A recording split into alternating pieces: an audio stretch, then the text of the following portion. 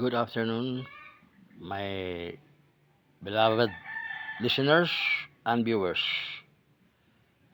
Narito na naman tayo sa ating farm channel, which is a Christian fellowship who love the truth. Ang ating topic ngayon ay yung reliyon ng mga Buddhist.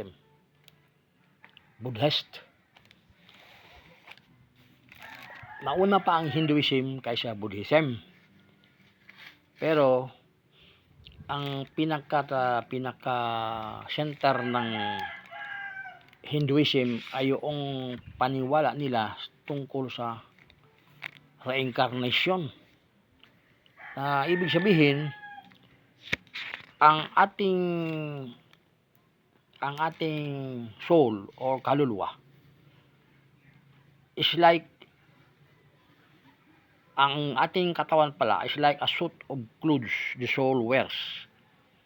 A suit of clothes is shed when it is worn out, so the soul sheds a worn out body and puts on a new one. Until man achieves that understanding, the Upanishads explain he must endure repeated rebirths. Itong repeated rebirths, ito ang tinatawag na karma o reincarnation. The putting of new body, shedding at the appropriate time, then putting on still another one. The cycle of reincarnation or transmigration of the soul. Ito ang pinaka-fundamental ideas sa Hinduism. Kung halimbawa ang soul nag-transmigrate na siya, at saka hindi maganda ang nagiging next buhay niya, mag-get pa naman siya uli at magiging subhuman na siya, magiging insect or animal na siya, hindi na siya magiging tao. Kasi ang behavior ng tao, mag-progress siya toward its birth in a higher state. Kung ang present life mo, ang behavior mo is masama, hindi ka na magiging human sa next life. Pag reborn ka uli, reincarnate ka, magiging insekto ka na, magiging lamok o magiging animal like aso or ano pa dyan, mga baboy siguro. Itong karma, ito ang nag-regulate sa migration ng ating kaluluwa. Dahil sa karma, ang magandang behavior o magandang mga gawa reaps a good result. Pero ang masamang gawa reaps a bad result. So that in the next reincarnation, a bad one will merit return to a lower order. So siguro ang pinaka lowest order, yung magiging ilaga, magiging insekto ang isang tao. Itong karma seem to be inevitable, dili maiwasan ng tao ito. Ang lowest man may look forward to a better lot in the next life if he lives this one well. That is why he will be driving toward righteousness by the knowledge na ang kanyang action determines his condition. Ibig sabihin, kung ayaw niyang sa next life magiging hayop siya, magiging insekto, ito ang magiging motivation na magawa ng mabuti. Pero wala ito sa banal na aklat, sa mga kasulatan, banal na kasulatan. Ito lang ay mga tradisyon ng mga Indians. Ang dharma, ito ang duty by what she is bound according to his present station in life. If he abides by his dharma, acting out his life as duty stipulates, his karma will be good. And if his karma is good, his rebirth is good in next life, the next time around, that will be his reward. So yan ang ibig sabihin ng Hinduism. May mga idea sila, ang rebirth, pero wala ito sa Biblia. Sarili lang nila itong mga speculation. Kaya masabi natin na ang mga kulto sila. Ang isa pang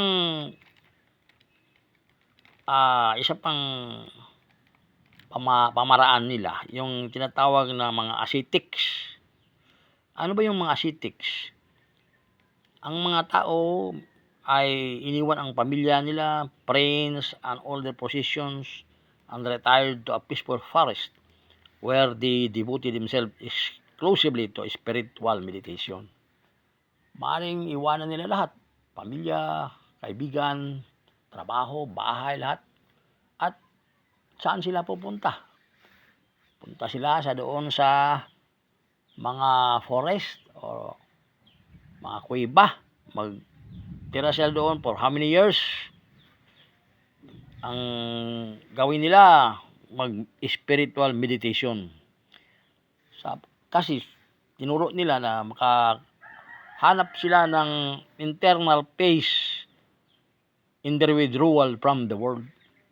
Hindi na sila kasali sa anumang activity sa mundo. Spirit na sila. They will live in the ascetic life. Many ascetics enable their minds to roam with rarely and attainable freedom. That is why they keep upon fresh and valuable insights.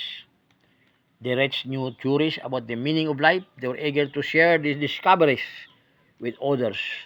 Numbers of them then left their forest retreats and wandered through the countryside, preaching to all who would listen. Apparently, there were many people ready to listen to the new philosophical ideas in the 6th century India. Hundreds of the ascetics acquired followers, and the heterodox cult proliferated throughout the land. Ano itong heterodox? Ito rin ay ibang uri ng paniniwala na challenge sila sa mga Brahmans at pati mga ritual. Gumawa sila ng sarili nilang philosophy of worldly enjoyment. Worldly enjoyment. Ito na ang tinatawag nilang hedonist. Kontrary ito sa ascetic, kasi ang ascetic, iwanan lahat ng tungkol sa materialism at mag-retreat doon sa forest. Ang mga cults ay anti-Brahman. Some even have been anti-religious. Ang kanilang paniwala na kung ang katawan ay mamatay, ang leader ng cult magsabi na both fool and wise alike are cut off and perished. Most of the cults seem to have flourished briefly and disappeared. Out of 100, perhaps thousands of cults that arose to survive to alter Brahman tradition and endure independent significant sects. They were Jainism and Buddhism. Ito palang mga filosofiya nila nakaproduce ng dalawang uri ng relihiyon. Itong Jainism and Buddhism. Ang founder ng Jainism ay isang youth o bata pang Indian na tinatawag Vardhamana. He was born about 540 BC into a setting of wealth, nobility, and pride. Mayaman pala ito siya. His father was an Indian lord, a powerful chieftain of the Janatrika clan that lived south of Nepal. Pero, when he was 30, at ang kanyang mga parents ay nangamatay, he left his home and all his worldly possession to become a mendicant. So, iniwan niya ang mga kayamanan niya, bahay, lahat, para maging lang siya, mendicant. Ano yung mendicant? Humihingi ng mga pagkain para mabuhay siya.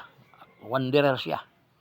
He set out wearing one thin garment, and after 13 months, he discarded even that and went for the rest of his life naked. He devoted 12 years to austerity, debate with other wanderers, and meditation, And finally, he reached the goal of all ascetics, an instant of perceiving the meaning of life and death. After 12 years ng paghira-hirap niya, austerity, simple living lang, halos wala nang kain, ay nagiging enlightenment.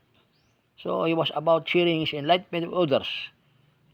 So persuasive was he that disciples quickly rallied to him, calling him Mahavira, the great hero, Jaina, the conqueror. From that word came the name of his cult, Jainism, religion of the conquerors. So itong kulto na kanyang nilikha, he founded, ay tinatawag na religion of the conquerors, or in short, Jainism.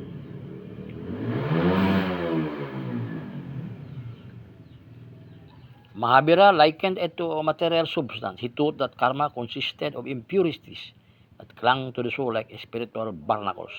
Everything had a soul, not only man and animals, but trees, rivers, even stones as well. Kaya ang soul of man was clear and pure at first.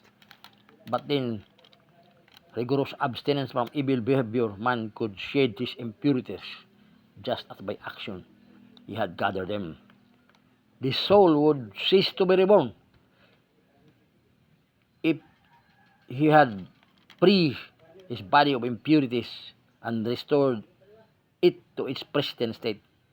The purpose of life was to cleanse the soul. Ito ang primary purpose pala ng mga Jainism, to cleanse the soul. Virtually all activity produce impurities. That is why kailangan iwanan lahat, pamilya, kaibigan, bahay, lahat, trabaho. Ano na lang gagawin? Ay magiging na siya, mendicant. At kung maaari, titira siya sa kuiba, sa wilderness. Yan lang mga kababayan, pag-aaralan naman natin ang iba pang religion tulad ng Buddhism. Ano naman itong Buddhism?